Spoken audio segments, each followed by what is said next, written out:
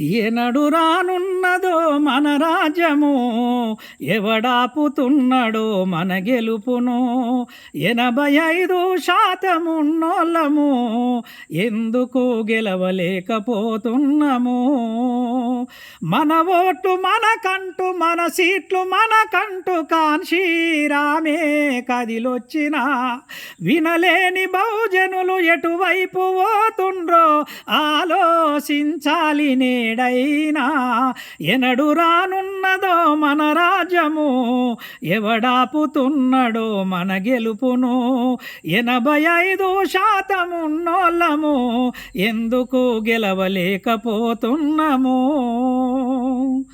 కాంగ్రెసు మనదంటూ బహుజన, కమ్యూనిస్టులమంటూ బహుజన, BJP TDP బహుజన, TRS అంటూ బహుజన, కమ్మరెడ్ల వెలమ పార్టీలనేమో భుజాన మోస్తున్నామా?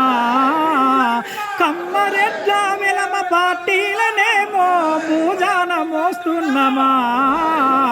ఎనడు రానున్నదో మన రాజ్యము, ఎవడాపుతున్నాడో మన గెలుపును.